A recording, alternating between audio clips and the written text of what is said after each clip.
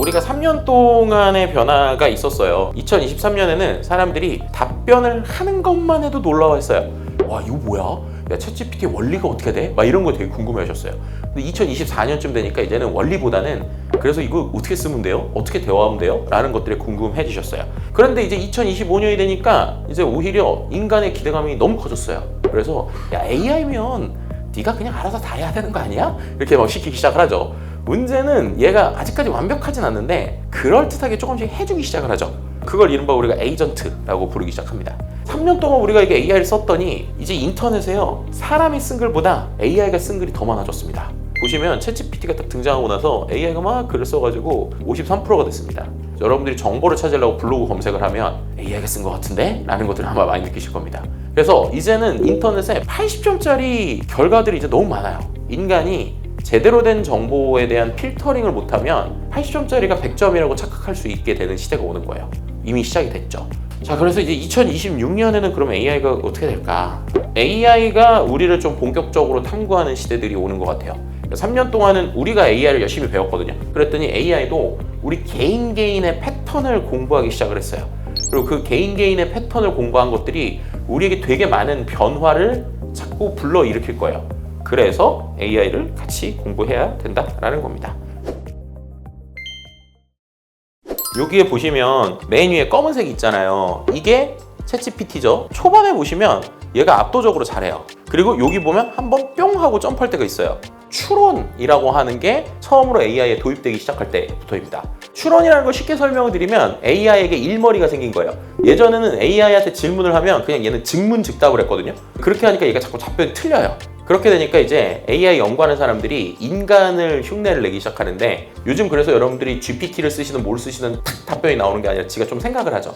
그런데 이 노하우를 잘 몰랐어요. 그래서 다른 데들이 몇 달 동안 못 따라옵니다. 그다음 뭔가 푹 하고 튀어오르기 시작하죠. 이때가 언제냐면 딥시크가 등장할 때입니다. 딥시크가 이 노하우 레시피를 공개를 해버렸어요.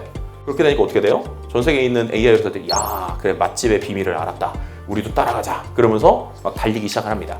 그럼 이제 이 맛집이 더 튀나가야 되잖아요. 근데 보시면 더 못 튀나가요. 예전엔 되게 가파르게 올라갔는데 꺾기가 덜해지죠. 왜 그랬느냐? 더 이상 공부할 데이터가 없어요. 인터넷에서 이제 웬만한 데이터를 다 공부한 거예요. 근데 뭔가 더 똑똑해지려면 공부할 거리가 있어야 되는데 공부할 거리가 별로 없는 거예요. 그리고 추론도 이제 계속했어요. 그리고 아까 보신 대로 데이터가 새로 생겼는데 오히려 AI가 만든 데이터예요. 그래서 오히려 공부를 더 했는데 더 멍청해지는 이상한 현상이 막 생기기 시작해요. 자, 그랬는데 그 타이밍에 뭔가 쭉쭉쭉쭉 올라오기 시작해서 이게 바로 구글입니다. 그래서 구글이 제미나이 3라는 게 툭 나오면서 갑자기 챗GPT를 넘어서기 시작해요. 그전에는 이제 그래도 그 다음 챗GPT 버전이 나오면 앞질렀거든요. 근데 이번에 구글의 제미나이 3가 나오고 나서 제미나이 점수를 못 이겼어요. 그러니까 이게 지금 이제 상형 평준화가 됐구나 라는 거의 포인트이죠.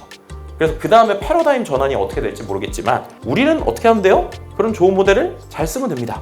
창의적인 생각을 하거나 이럴 때는 저는 이제 좀 챗GPT 많이 쓰고요. 실시간 트렌드 분석하거나 이럴 때는 이제 좀 그록이라는 서비스 많이 쓰고요. 그 다음에 이제 구글의 워크스페이스가 통합되어 있는 제미나이 같은 경우에는 여러 가지 뎁스 있는 걸 쓰죠. 그리고 심층 독해와 윤리적 추론 같은 거 클로드를 많이 써서 생각보다 이 클로드랑 대화를 하면 꽤 재밌어요. 그리고 정보를 찾거나 이럴 때는 퍼플렉시티를 많이 쓰죠. 그래서 저 같은 경우는 실은 이걸 하나만 쓰는 게 아니라 여러 개를 같이 묶어서 씁니다. 지금 여기서 보여드리는 포인트들은 이제 AI가요, 팀으로 오기 시작한다는 겁니다. 마이크로소프트에서 최근에 추천하고 있는 얘기 중에 하나인데, 지금은 우리가 1단계랑 2단계라는 거예요. 1단계는 한 사람이 챗GPT 같은 거 하나 쓰는 협업을 하는 정도의 구조입니다.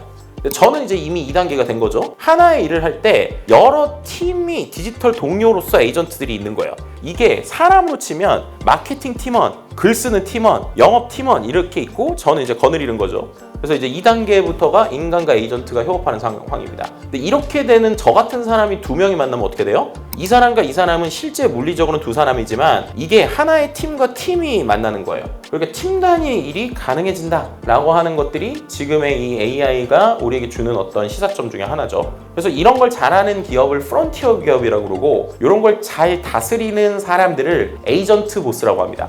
그리고 이런 기술들이 계속 늘어나면 결국에는 궁극적으로는 기업이 일하는 방식이 바뀌는 게 아닌가라는 조심스러운 예측이 나오고 있어요. 그러다 보니까는 이러한 변화를 바라보는 사람들이 무슨 얘기를 해요? 야, 이제 한 명이서도 창업이 되는 시대가 오는구나. 그걸 이른바 솔로프리너라고도 얘기를 합니다. 근데 이렇게 되면 어떻게 돼요? 긍정적인 건 기회가 되게 다양하게 오고 지역 격차가 빠르게 감소할 수 있지만, 반대로 우려되는 건 뭐예요? 아까 말씀드린 대로 10사람 필요한 게 한 사람이니까 나머지 9사람은 뭐하지? 라고 하는 현실적인 고민도 우리가 하게 되는 것 같습니다. 그럼 우리는 어떤 역량이 되게 중요할까요? AI로 어떤 성과를 잘 거두는 사람들의 특징을 좀 봤거든요. 그 특징이 되게 재밌는데, 이 사람들은 오히려 AI를 잘 안 믿어요. 무슨 말이냐면 AI보다 내가 낫다라고 생각하는 사람들입니다. AI가 나오는 결과를 비판적으로 분석하면서 창의적으로 활용을 하는 거예요. 그래서 AI를 잘 쓰는 상상력과 판단력이 새로운 핵심 역량이 됩니다.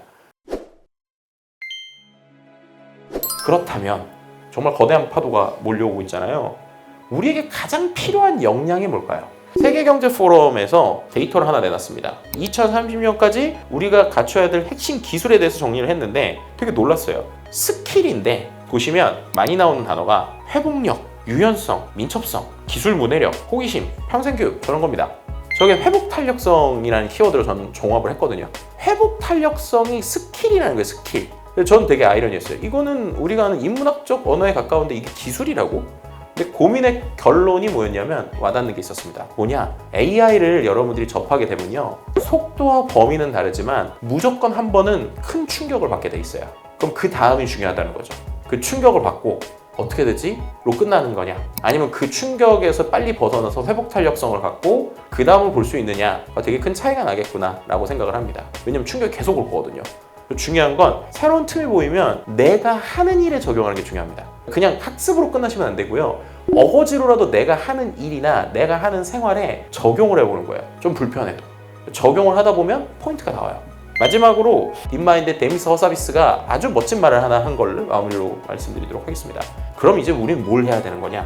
배우는 법을 배우는 게 우리에게 중요하다라는 얘기를 했습니다. 새로운 게 계속 나오고 그럼 어떻게 되는 거예요? 그게 아니라는 거예요. 학습을 하는 이유는 학습하는 방식을 배우는 게 중요하다는 겁니다. 뭔가 계속 새로운 게 나올 거거든요. 그런데 배우는 게 훈련되어 있으시는 분들은 그 다음에 어떤 것이 나오더라도 빠르게 익힐 수 있는 가장 중요한 포인트다. 그래서 learning how to learn 이라는 게 중요해진다 라는 이야기를 드리고 싶습니다.